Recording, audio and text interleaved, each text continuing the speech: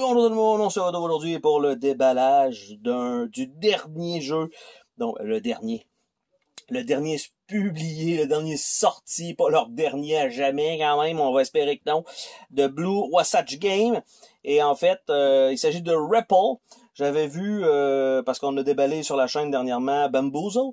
Et en fait, Ripple, j'avais vu sur leur site que ça s'en venait pour le mois de juin. Donc, j'ai attendu un peu avant de faire une commande pour Bamboozle tout seul.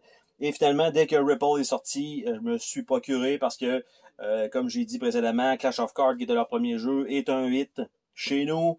Par la suite, Rank, très bon aussi. Ça reste dans le léger, mais très bon aussi. Bamboozle, j'ai toujours pas joué encore. On a fait le déballage dernièrement. Et là, on arrive avec Ripple, donc qui est un petit jeu, je vais pas dire léger, c'est pas... Je vais dire peut-être peu complexe, mais avec beaucoup de combos possibles. On va dire ça comme ça. Donc, il y a quand même quelque chose à faire avec ça. Et c'est un petit format qu'on peut voir qui pourrait être grand marché. Et donc, ici, en fait, on voit un petit peu de quoi il en retourne. Mais on a des combos possibles avec des points dessus. Tout dépendant de ce que vous faites. Soit c'est des couleurs, soit c'est des symboles. Il y a plein de petites choses. Et en fait, on a des cartes qui sont face cachée, face visible. On en révèle, on en envoie ailleurs, on va en piger. Donc, ça change quand même la donne rapidement. Et donc, on va ouvrir ça ensemble aujourd'hui. Ça devrait être assez simple comme petit packaging. C'est sûr que malheureusement, avec un packaging comme ça, là on peut voir d'aller voir comment jouer avec sur letsplayripple.com. Et à l'intérieur, il s'agit simplement de 2 paquets de cartes et des règles, donc tout simplement. Et on s'entend que si jamais ces cartes-là sont slivées, ça ne rentrera jamais dans la boîte. Donc il faut prévoir, pour ceux qui sont des sleevers, que ça ne rentrera pas là-dedans. Donc, ceci étant dit, le petit livre d'instruction ici. Donc, ça nous indique un petit peu comment ça fonctionne avec certains blocs. Donc, on peut faire des blocs, on peut faire des points ici. On a des combos complétés, des combos incomplets. On a le Ripple, qui est un autre jeu qui est une genre de fonctionnalité. La final round, on calcule les points. Et après ça, après un troisième round, celui qui a le moins de points gagne, tout simplement. Donc, petit livret assez simple. J'ai lu quand même rapidement les règles pour savoir un peu comment ça allait jouer. J'ai vu la vidéo, super bien fait. Et donc, on va déballer les cartes ensemble. Donc, c'est un seul et unique paquet de cartes. Là, ça s'est divisé en deux, là, mais il n'y a pas 3-4 piles dans lesquelles on pige. C'est vraiment un deck unique et tout le jeu va se faire à partir de là. Donc, si je réussis à ouvrir ça, parce que c'est bien collé, et ben voilà.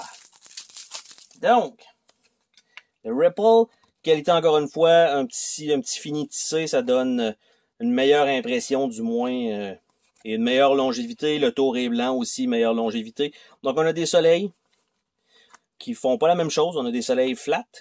On a des soleils avec des combos à l'intérieur, combo -5. Donc, évidemment, le but est d'en avoir moins de points. Donc, si vous avez un soleil, un grab et un ballon de plage, moins 10 points si on réussit le combo. Donc, c'est ce qu'il faut regarder. On a des poissons. On a des octopus. On a donc ça comme ça. Ils peuvent faire des combos. On a des châteaux. On a des fleurs. On a des seashells.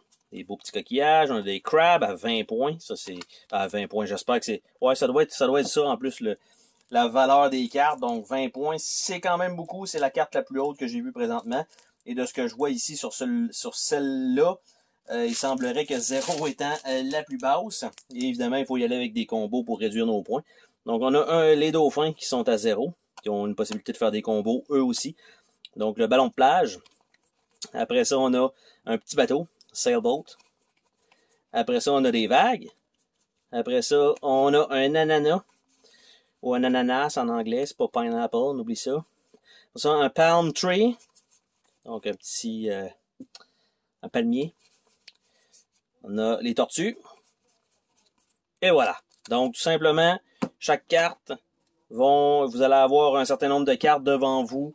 Face cachée, vous allez en révéler, vous allez en piger, vous allez en échanger, vous allez essayer de faire des blocs, essayer de terminer des combos, faire des ripples pour être capable d'avoir le moins de points possible en chaque fin de manche. Donc, selon les composantes ici, c'est un jeu qui pourrait facilement être vendu, je crois, grande surface.